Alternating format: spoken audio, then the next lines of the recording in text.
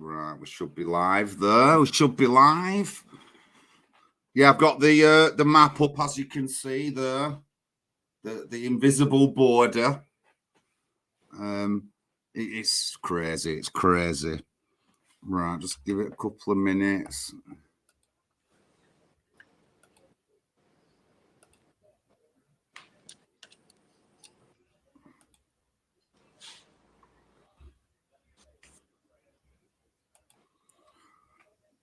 Right, good evening, everyone. Good evening, Big John here. NHPUK TV. We've definitely one of the best people that I've talked to in these few years. We've talked together, and it's Northern Ireland's very own Jolene Bunting. Hi, John. Hiya, Jolene, love. Oh, how's the family? Good, they're all good. The kiddies are actually out at the minute, so if you hear a clatter and a bang, it's just the children coming in. Oh yeah, oh bloody hell. I mean, it's busy for me with my mum at home, as you would know already. And yesterday she was like, she just weren't responding, and then she'd gone to sleep last night, woke up in the morning, she's been dead chatty all day and giving it large and all that. So I took her out in town. It's just amazing. But I've had a bit difficult couple of days. But anyway, let's move on. And today we're talking about the Northern Ireland Protocol, which was brought in for Brexit.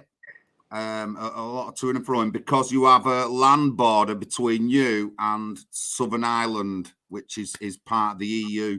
But Jolene, you give us a bit of more of an explanation of what is the Northern Ireland Protocol.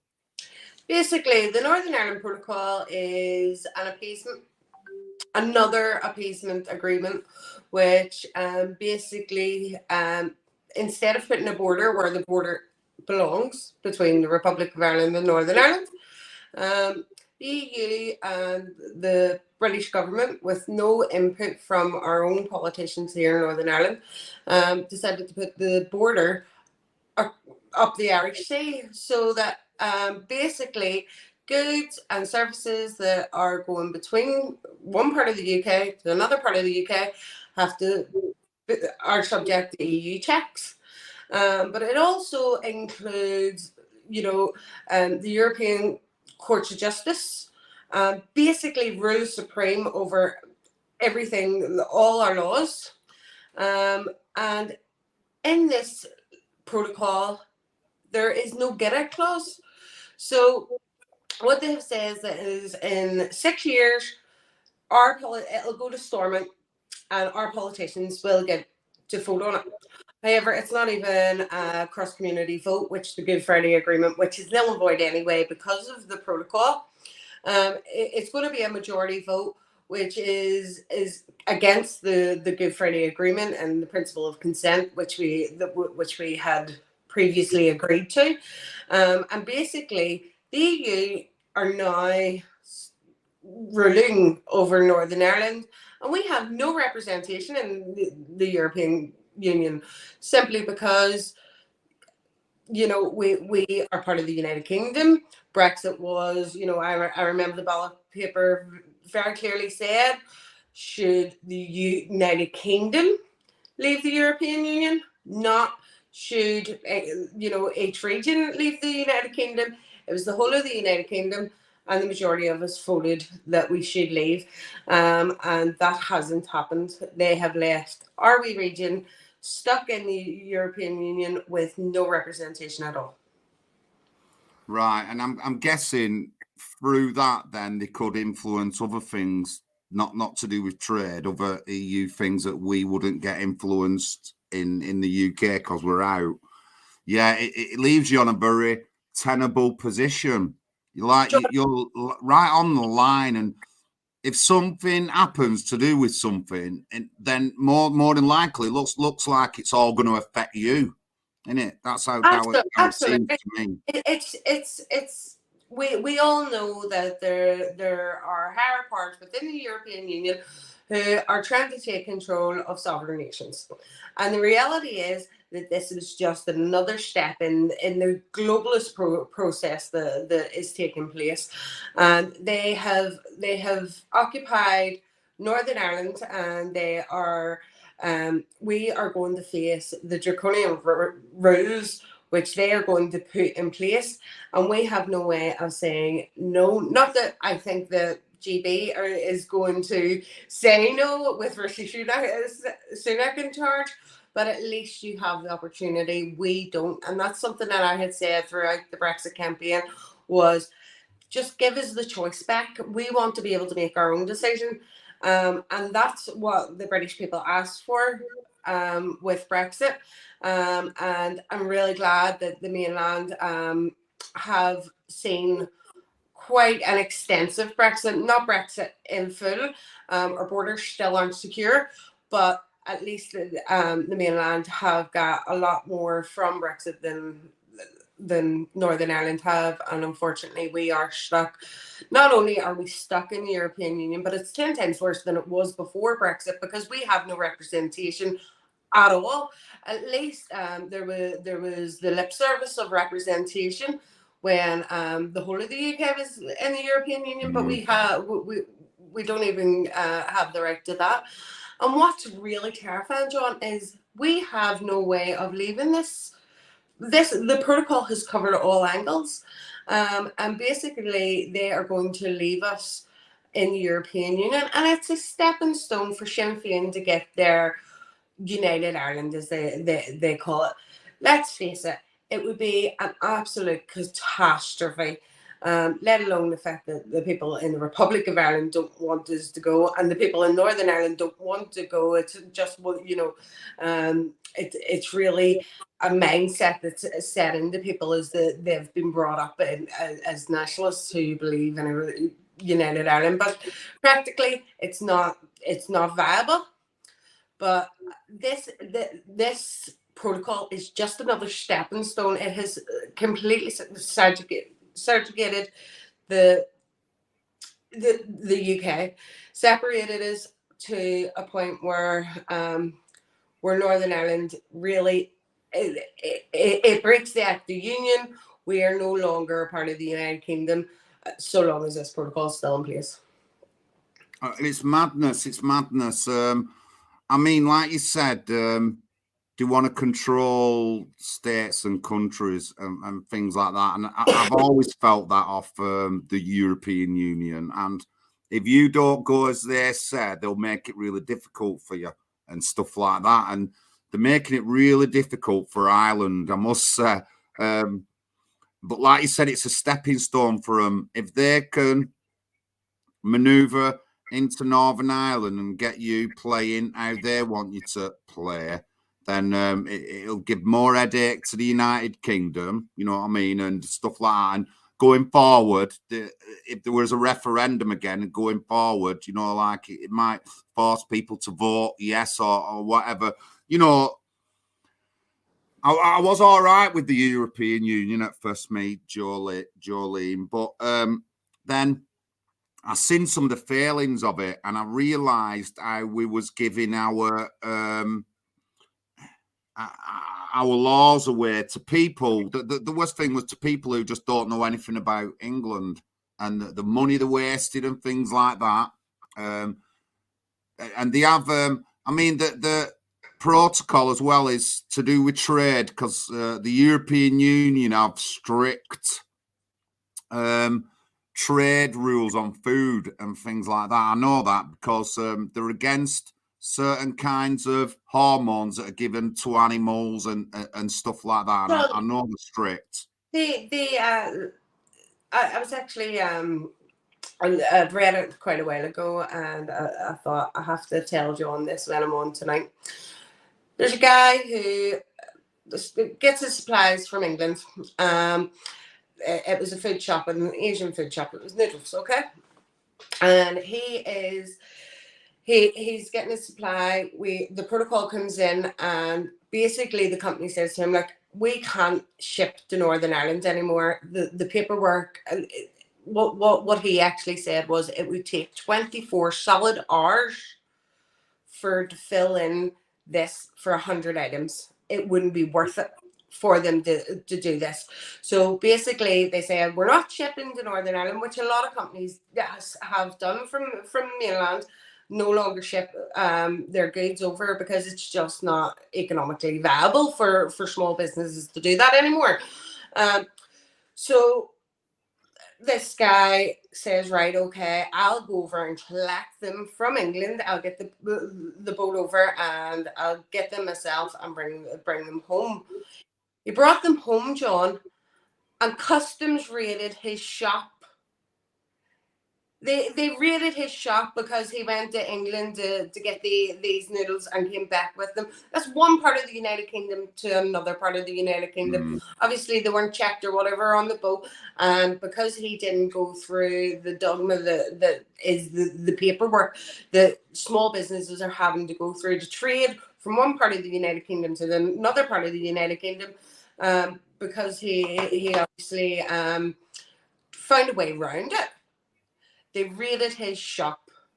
And that's the reality of what we are having to deal with, you know. And at the same time, John, we just seen that there's a gang down in Dublin who have been arrested because they were basically bringing people into Ireland and then bringing them up to the to Northern Ireland. They were in the United Kingdom and then they were able to claim asylum for the United Kingdom, and they're put up in these luxury hotels. So, you know, they're not checking for people trafficking from Dublin up to Northern Ireland, but they're checking for noodle smuggling from the UK to Northern Ireland. It's an absolute disgrace. Yeah, the small businesses were always worried, weren't they, over the European Union and stuff like that. They were always worried. I remember that was one of the fundamental things, was a small business will go if we stay in the EU and stuff like that, because they don't want it like that. With the big businesses, they're more able to control that, and rather than having all these small businesses doing bits themselves. But yeah, I never thought of that. The European Union is just part of the globalist elite. They're the same as the WEF. They're the same as the WHO, the World Health Organization. They're the same globalist cabal who of unelected sociopaths who simply don't want who want a one world government, as well as one world currency and everything else. And the European Union have managed to separate the United Kingdom in order to achieve this one world government and one world currency, and that is exactly what this is in aid of, and this is what they are trying to do. But you know, it's just not viable, and unfortunately, we don't have a strong enough government to stand up for us and say you're not separating the United Kingdom. The reality is that we are very, so long as the protocol is in place, we're one step closer to Sinn Féin getting what their utopian United Ireland, as they call it. You know, the reality is it won't be a United Ireland. It will be an Ireland full of mayhem and trouble, and it's only going to cause hurt. I think the setup that we have at the minute is acceptable to all parties, and I think, you know, I know I've spoke to you before on this, John. You know, obviously, no matter what, Northern Ireland will remain part of the United Kingdom, and the European Union and the globalist cabal who have never stepped foot in Northern Ireland don't understand the passion that we will fight to remain as part of the United Kingdom. So they don't understand the workings within Northern Ireland. They just see this global goal which they want to reach, but the real world consequences are horrific, and it's about time the British government got a grip of it before we as a nation fall apart. No. So So, what would be the solution? How would you solve the solution? I know you want to come out completely, but there's still Southern Islands in the EU. So, what would be the ideal solution, or what would be your ideal solution? For me, John, the border should be where the border belongs. It should be between Republic and Northern Ireland. Now, for me, a hard border would be totally acceptable. I would check everyone coming across the border. I would check passports. It would be a hard border. But let's think practically about it. We still have the threat of violence from the Irish government, from the IRA. So let's talk practically about it. It's not going to be a hard border where the border belongs. However, there is no reason why there can't be a soft border there, whether that's the use of cameras, whether that's paperwork. Whatever it is, there needs to be the border where the border belongs. And that's I think that's common sense, but unfortunately it's not. It doesn't seem to be common sense when it comes to politicians, but well, so-called politicians, because these people can run themselves a bath. When has any politician really had a good run of common sense? They don't, do they? And obviously the EU haven't got any common sense. I just thought we can sort things out without I'm not saying violence, but like big fallouts between people. I don't want that. I just want things sorting out so we can like get on with life. And I mean, John, I said, when Carson formed the UVF in 1912, the reality is that we weren't under as much we weren't in as much jeopardy as we are now, and how it hasn't erupted in violence already, it's beyond me, because, as I say, it has gone far further than Home Rule ever did. Just over 100 years ago there. The reality is that this is extremely serious, and the people in Northern Ireland are extremely passionate on both ends. And if the European Union keep pushing and don't work to get a deal, to scrap the protocol, to put the border where the border belongs, or to find some other way around this, the reality is that we are going to see violence, and it's going to be my children and the people here in Northern Ireland that are going to suffer for the actions of people in Brussels. All right. Ellie Max, the EU want our beloved Ulster for precious metals and natural resources. The Shinners used to be anti-EU until the gravy train became too appetising. Oh, Ellie, I bet that can be said across all the board, even here in the UK. But good evening, everyone. We've got Jolene Bunting, the Northern Ireland's very own Jolene Bunting. And I have seen people in Northern Ireland do things, but nowhere near as much as Jolene. But she's on. And about the third or fourth time we've talked, or we've done a video, and we're talking about the Northern Ireland Protocol, which is causing big issues between Northern Ireland, Ireland, and Great Britain and the EU. And we're just talking about that. We'll give you a rundown on what is the Northern Ireland Protocol. I've asked her for a solution, which Jolene just said then. We've talked about some of the issues that are coming up with it because of the rules and regulations. And I mean, I'm not an expert or anything, but I've worked in the logistical transport industry in the UK for years, and I have seen a lot of the paperwork that you have to, the EU paperwork. I've seen this paperwork, and Jolene said how complicated it is to do the paperwork, and it is. It is complicated. The paperwork was complicated to do when I was working in Oldham. So I can imagine through that experience, I can imagine what she's telling me about how much more paperwork there is when you bring in these goods in at customs. And I can really get that. And I mean, again, I'm not an expert, but I've worked in the transportation industry. I've seen this kind of paperwork you have from goods being transferred around the EU, and so I've seen it myself. So I can really get on that, and the strife and stuff that it caused, and the pressure on small businesses that Jolene said, which was a big issue anyway in Brexit, was a small business, and it would affect them. And if we were still in the EU, a lot of more small businesses would have shut down now. And the EU were in favour of the big conglomerate, Asda's and all that lot. That's what they're in favour, but they're not in favour of the small business. And I think that's been a driving issue in Brexit for a lot of people, hasn't it, Jolene, that small business? Absolutely, John. It's quite clear that the EU do not support small businesses.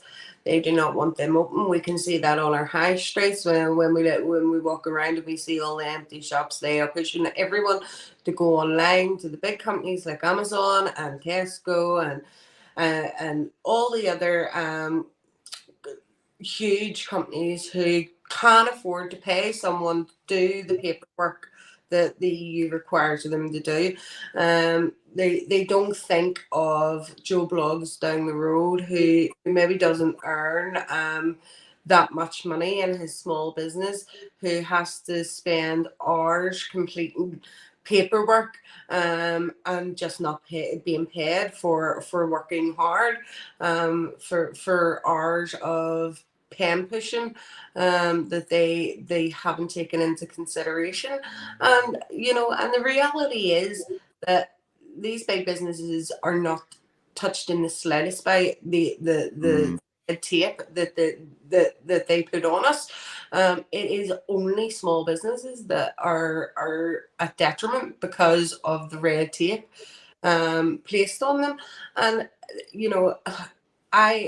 my heart breaks for anyone in Northern Ireland who owns a small business, because we are at the bottom of the barrel when it comes to what the government want. And they want to close down, and well, the EU want to close down. The government are pushing the same narrative as the EU now, and the thought of it just, it is exasperating to think that we no longer will have the economy that has brought us through 2 world wars and built one of the greatest nations in the world. And it was thanks to small business that we were able to do that. And the future isn't looking bright for small business. No, yeah. Anyone in the chat got anything to say? Good evening, Observer Dude. I hope you're all right. Just going on, I see a few people are talking about Sinn Féin here. Sinn Féin, I believe, going back to Elle's comment earlier, I remember at one stage, I believe Sinn Féin was actually in favour of the EU in Northern Ireland and against the EU in the Republic of Ireland, which is an absolute joke. But they just jump on the gravy train, whatever suits them. And the reality is they've also had the same stance on abortion, where they are for abortion, but I've seen them actually. It is someone high in the Catholic Church, where they were inside the church meeting this high-ranking member of the Catholic Church when the Catholic Church was against abortion, and they were outside protesting against him at the same time. And that's just politicians for you. They have more, they have two faces, and they will literally tell you what you want to hear. And if they know that your opinion is one thing, they will tell you that that's their opinion also, when in reality, when it comes to voting, that's not what they'll vote for. And the Shinners do it quite openly, but all the parties are doing it, and it's an absolute disgrace. And I don't understand how we have got so much corruption in our representation. You know, we were a democracy at one stage, but somehow these people have infiltrated our nation and are now ruling our nation. And we're under their jackboot. Yeah, definitely. I agree there. I agree. It's madness, and it's absolute madness. And I mean, I think to me, we've just been ignorant of all this, us, and we've been told it's all right. These people will do it for you, and that's how it's always been, and we'll keep it like that. So we have to break that, and if that means me getting into local politics, trying to be a councillor, going further than that, then that's what I'm going to do. And I mean, I believe in the voting thing. I don't want to be solving any of our troubles with violence. I just don't want it. We live in the 22nd century, and we should be able to sort things out without just being violent with other people. But we get it all the time. I get it off the lefties. They're really violent with me when I don't show that kind of violence back to them, you know. And I try to show logical, rational things. And you know, but the big thing is in our government, they're so politically correct because they just won't.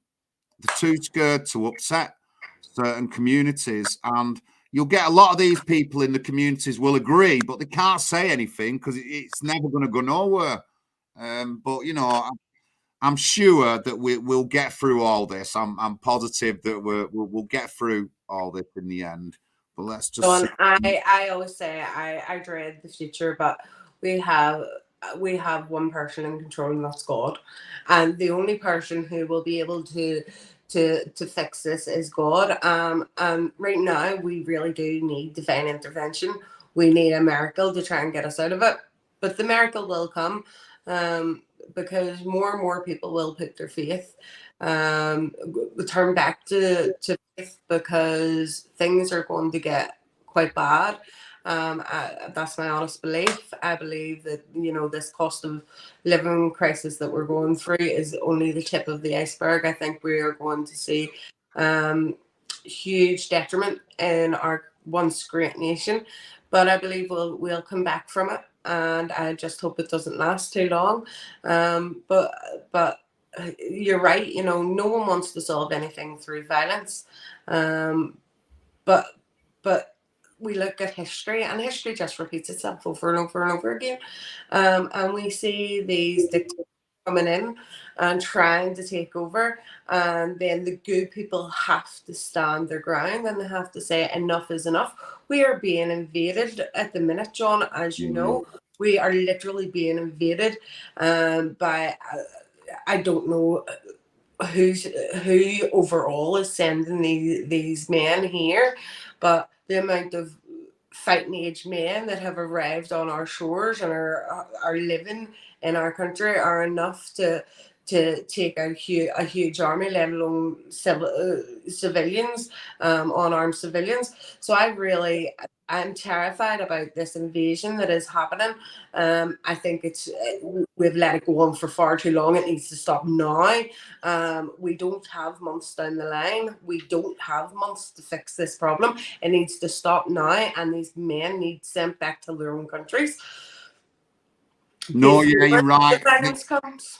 You're right. And you know, I don't get this thing when they say, "Well, we need these people for jobs and things like." I don't get that, because it doesn't make any sense to me. When, like, if we need people for jobs, then why is Oldham like high in unemployment, yet we've got really high immigration? But you know, they won't tell you that, but that's how it is. John, the And reality, the British people are the ones who are sitting on benefits, and that is very true, because they have sucked the life out of us. They've pushed drugs into our communities. They have made it. I mean, a lot of cases. I would have done benefits obviously with my constituents whenever I was a councillor. I remember, you know, looking at their finances and thinking to myself, hold on a minute. There would be no point in that person going out and getting a minimum wage job. It just wouldn't benefit them. They are getting far more on benefits, and until, you know, if the government are going to make it you better off on benefits than you are working, no one is going to want to work. And so for people to say, oh, we need these people for jobs, that's absolute nonsense. Go to the job seekers and tell them to take the jobs, or they don't have any money, and that's the reality that has to happen. And unfortunately, the British government aren't that way. They don't seem to be thinking like that. They're supposed to be they're supposed to be right of the political sphere, but the reality is that they're socialist. They're a socialist party, and that's something that needs to be fixed within our own nation, unfortunately. Yeah, definitely. Well, the you were saying of the benefit state. Well, Pat's in the chat, and then Pat don't like the benefit system. He doesn't like that, and I can understand. I understand his pros and the things he says against it, and it does make people lazy. I think there's. I heard on GB News that come out today that like 40% of kids say they won't be getting jobs when they leave school, or they'd rather stay at home, or something on that lines, and that kind of mentality. And I must say, I'm 55 now. When I was 16, I couldn't wait to get a job. I couldn't wait to clock in and clock out and be, wanted to work. But people aren't like that now. People get up and, well, I don't need to work because they're going to give me all this money and stuff like that. And it's ridiculous. And I think it's the end of the real working class as well. Good evening, Peter Smith in the chat there. Peter Smith in the chat was my election agent in my first election in May when I got 174 votes. So he come around with me. It was interesting. To say the least. But yeah, I just feel sorry for the small business. I really do. We've got strikes, post office strikes, which affecting small businesses now. And, it is scary that like these big companies are going to just end up taking over everything. Everything will be digitized. They'll know everything that we buy from shop. They'll know what we're getting, and they'll know what we shouldn't be spending on and all that lot. And it'd be better for them if all the small businesses were out of the way for them to control all that kind of thing and to get a good thing of what's going on once the small business is out of the way. But hopefully we can resist that. There's a lot of small businesses in Oldham.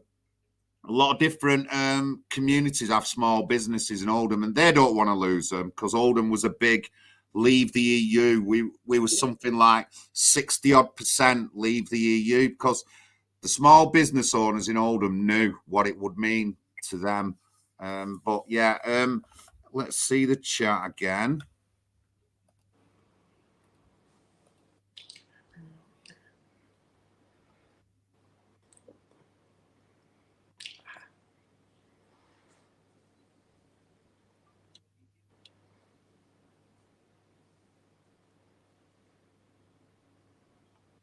I see someone saying about making money from social media. There are kids, and I have little ones, and obviously they're on their phones and things like that. But there are young people out there who are making thousands, if not millions, on social media, making ridiculous the ridiculous videos. My kids love gaming, and they literally watch other people playing games, and these people are making money out of the kids watching them play games, which is absolutely insane.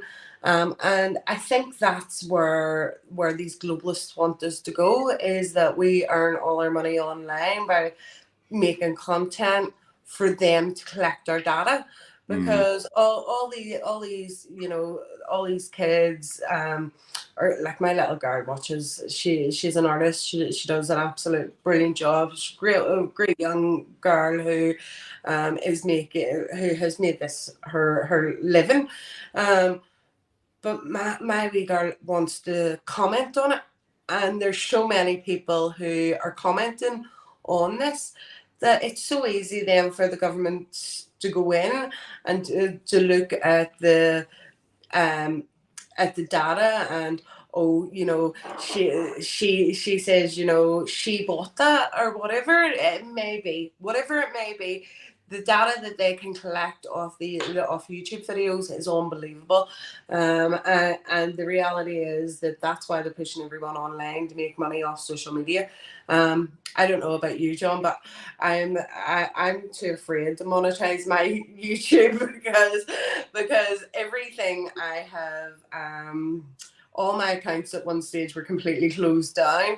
I've tried, you know, for activism that I've been doing, I've tried using GoFundMe and PayPal. They've all been closed down. So I just don't even try to make money anymore. I just if I need something, I will put in a appeal out and ask, you know, people to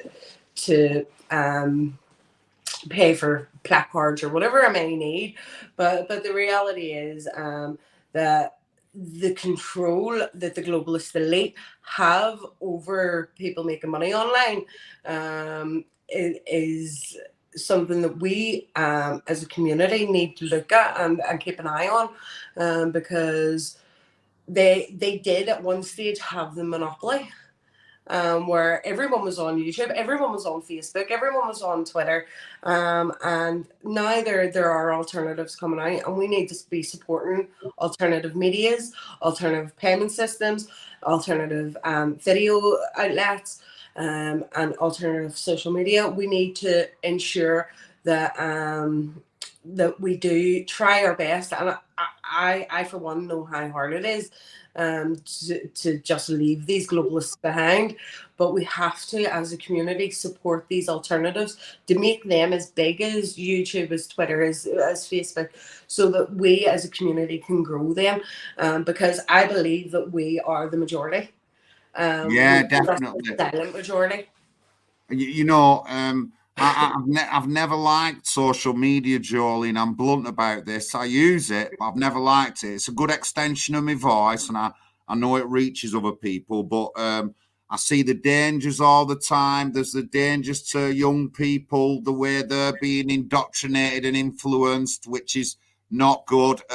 It takes that bit of realness out of you, so that, like, you know, you're talking to people with avatars instead of knocking on the door in real life. And we know what it was like then, Jolene, where you had to go and knock on your mate's door. You know what I mean? And you know, we didn't have these video chats. And I do think social media is badly influencing a lot of different people around the world, adults, different cultures, children, all sorts of, and it's not having a healthy effect on our society. I do totally agree, although, like I said, because I do streams and I can't do without my phone. I've got to have my phone, you know. I've got to have my Facebook to flick my latest video onto it.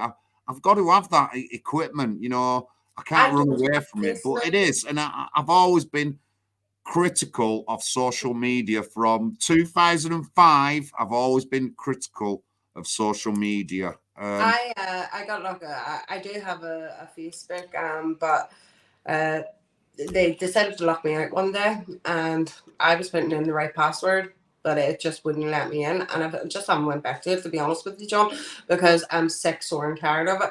The same thing happened with Twitter. I was just kicked off everything at one stage, but I've managed to rebuild it all up. But I'm not on Facebook, and it's exhausting when you go to family events and they're like, "Oh, did you see on Facebook? Did you see on?" And that's all it seems to be. Like, everyone that seems to have their information is coming from Facebook, and you know, and I say I'm not on Facebook. Or even, you know, again, small businesses are running from Facebook. They're not even running from, they may well have shops on the high street, but especially over Christmas here, I have spoke to a number of small businesses who have says, you know, what's the best way to contact you?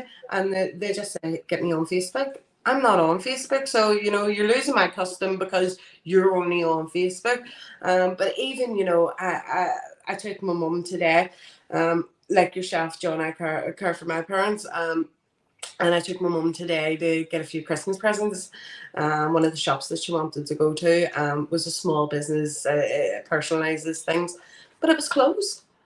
And it's supposed to be open, regular office times, but it was closed. And it's I can't blame the lady for closing down. Closing the place. I don't think it's closed down. I think it was just she maybe chose to take a few hours off at the end of the day or whatever.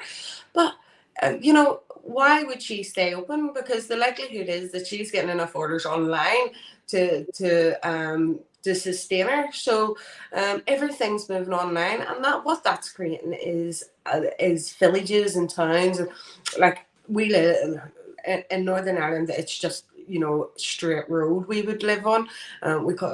We just call it the road. I'm going down the road or whatever. But at one stage, it was filled with small businesses and shops, and you could go on a Saturday and spend the whole day just on the Shankill doing your shopping and calling into different eateries and things like that. And now it's full of empty shops. And it's unsightly.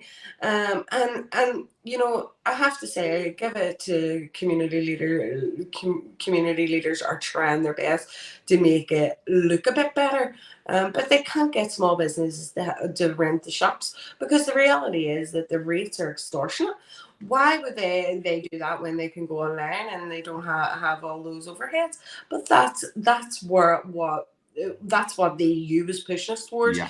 What Rishi is not fighting against, and it's something that he needs to fight against, because for that social interaction that made our nation great, we need to ensure that we are following tradition, and we yes, of course, we have to move with the times, but we also need to keep the things that done us well when they were operating, and I do think it's going to have a real detrimental effect to society if we don't pick up our small businesses, and we don't pick up our young people and say, you can own your own business, you can be whatever you want, and you can make money by doing that. Unfortunately, small businesses aren't making money right now. No, they're not. Sorry, just messing with my screen. Let's see the chat. Good evening, Lisa Leto. Peter Smith, have already said. Alistair, I hope you're well, Alistair. Oldham's going all right at the moment.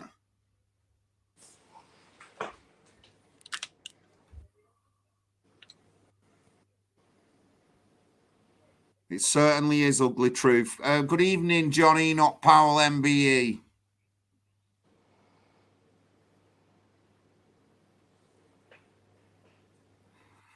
I've been a bit disappointed with, we're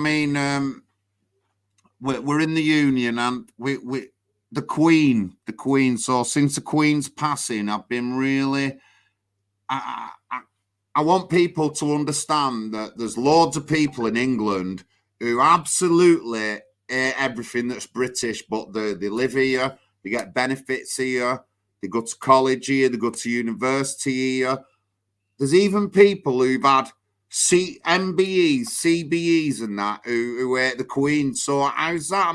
You soon accept your CBE or your MBE or whatever, but then as soon as the Queen's gone, you're slagging her off. Just the hypocrisy of our country right now, and that Lady Hussey thing and that Meghan Markle thing that's going on.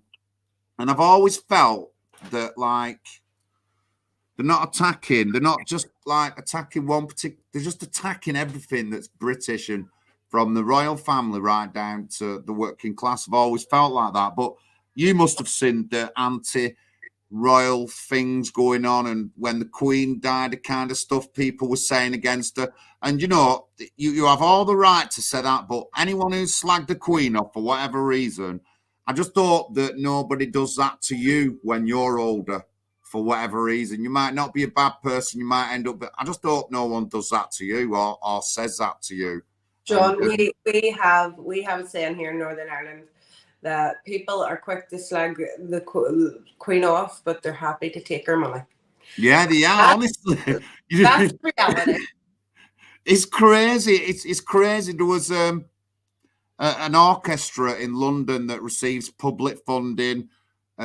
Two of the people to do with the orchestra have had CBEs, and then when the Queen died, they refused to get their orchestra to sing "God Save the King" or whatever, and like, I just don't get it, me. I just wouldn't have took the award if it was that anti anything. But I mean, going forward, maybe we'll do another video and talk a bit about the royals and the British establishment and how it's being treated. Because it's not right, Jolene. It just isn't, It isn't right, and the royals aren't they aren't pillars of society as they should be.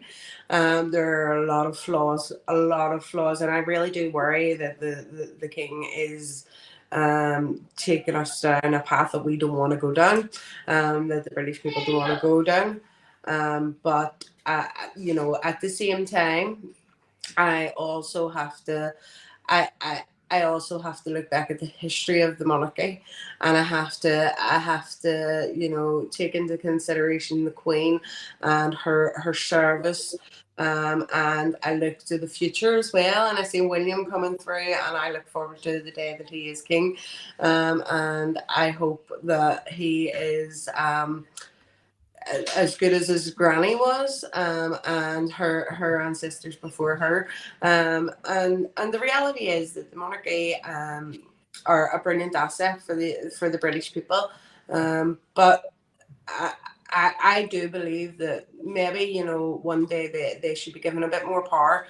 I certainly think that I have seen a few situations where I think the Queen should have stepped in, the protocol being one of them, where I think that the royal family should be able to step in and say, hold on a minute, I don't think this is the road that the British people would want to go down. So I would like to see them stand up more. But at the same sense, I look at Charles and his politics and the fact that he is and I don't believe that they should get involved in politics as such, but simply be able to say, you've took it too far. The fact that we had 3 prime ministers in a matter of weeks, that shouldn't happen. Because we have a king that can put a stop to that and saying, no, this can't keep going. You can't keep bullying prime minister after prime minister out of office. Let's go to a general election or whatever needs to be done. He should have the power to step in there and say enough is enough. And I believe they do have the power, but the Queen just never used it. While I say I would like to see them step up a wee bit more, I also look at Charles' policies, and I know that would go against probably everything I believe in. But at the same time, someone has to take control of this cabal that have taken over Westminster and are separating our nation. And I was so glad to hear that they have refused Scotland another referendum. But at the same time, government representatives stood up in the Supreme Court and said that the protocol broke the Act of Union. So, if they want to keep the United Kingdom together, they're going to have to work hard for it. And if we see them doing that, maybe they could go back up in our esteem. But I think British people, the good people of the United Kingdom, they no longer want to engage in politics. It is so stinking and corrupt. And I think it does take people like you and I, John, who, we're brave enough to put our name in the hat, and to say, I'm going to stand for election because I don't like what I see. I think people, you know, if you're sitting here tonight and you're watching this and thinking, yeah, you know, that's a good idea, you know, stand for election yourself. We live in a democracy, and you could change the route that our nation is going to just by putting your name on a ballot paper. And you never know, you could get lucky like myself and end up with a position in your local council. It was my first time standing, and I had the privilege of representing my area. I would say to anyone who is brave enough to put your name forward, do it. It's hard work, but it is so rewarding to know that you had that opportunity to change the direction of your nation, even if it's only in a small way.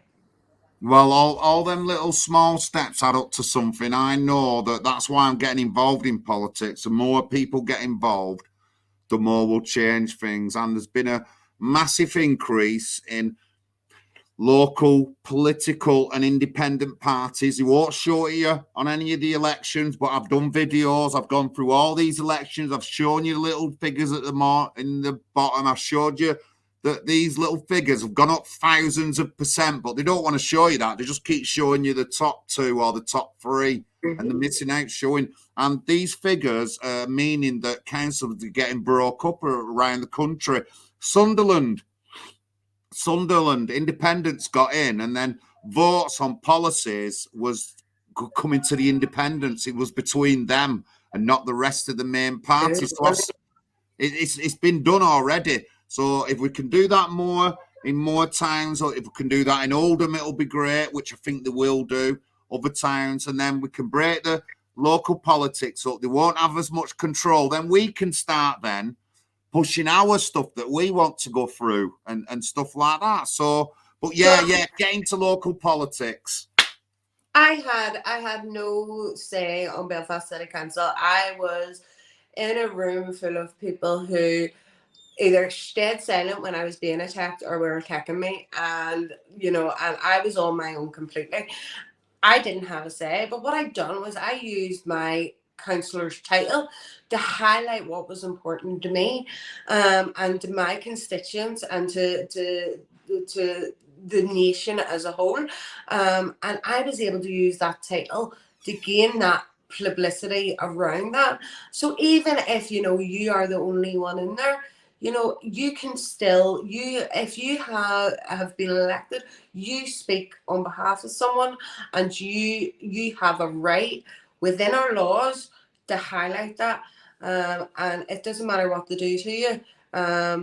You know, I was suspended from my post, as you know, John, and I'm still going through that investigation and things, and you know, I could still be banned from standing in council elections, but the thing is that I got my point of view across, and no one's under any doubt where I stand on most issues, and you know, I was open to the public and my constituents. I just absolutely loved it, you know, going out and about within my community, and I got to know so many amazing people through that.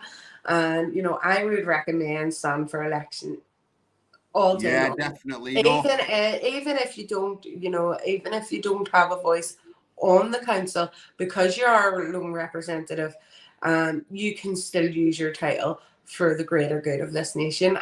So anyone who wants to get involved in politics, contact me, myself, or John. We'll try and help you as best as we can. Of course, yeah, Jolene. I can't fault them words. I can't. And you know, it is difficult, but it's exciting, and you feel like you're doing something.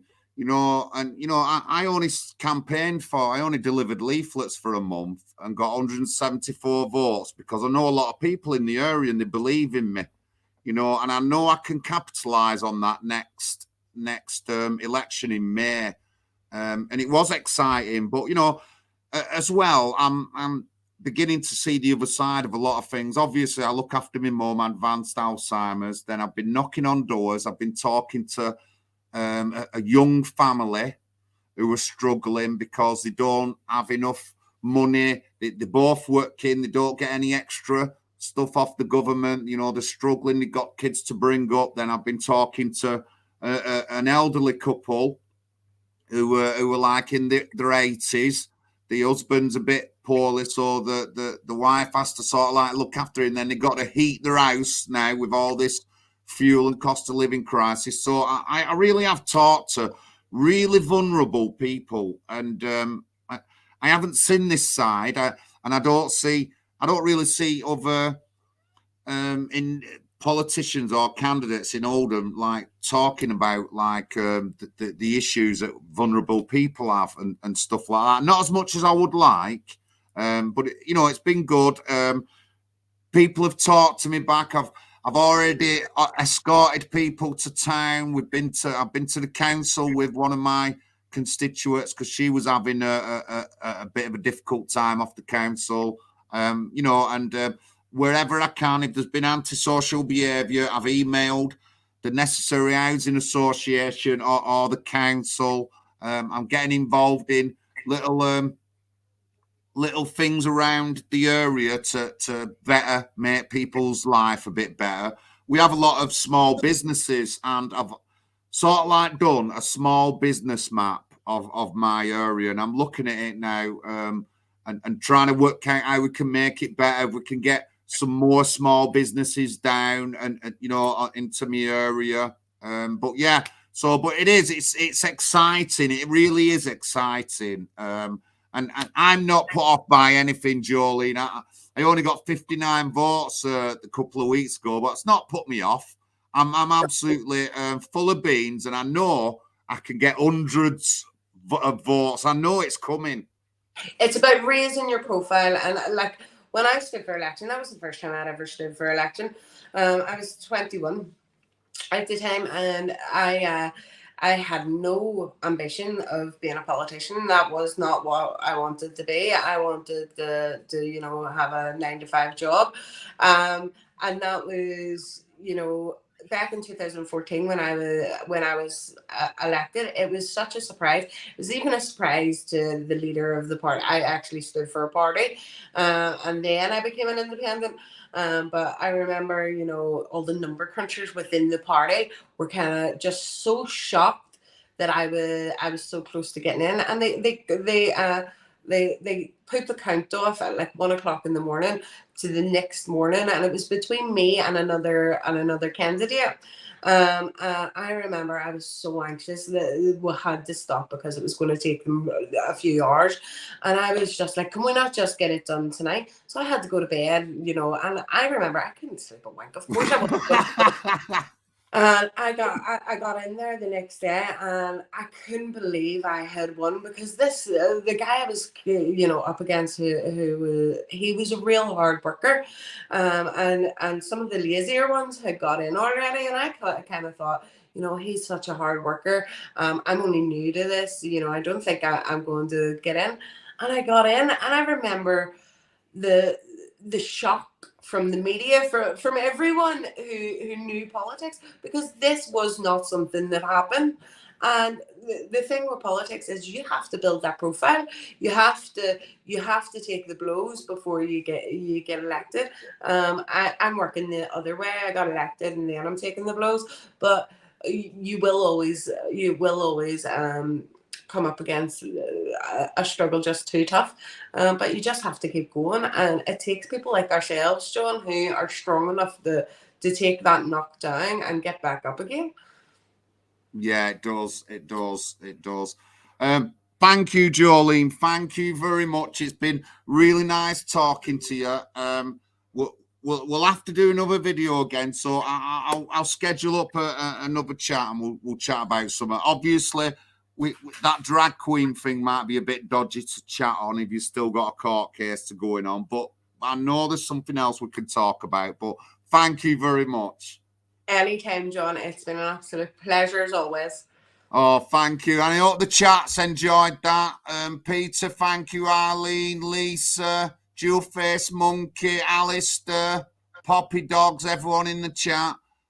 Please, I put the me National Housing Party link in the chat, and go and have a look at it. Have a look at some of our policies.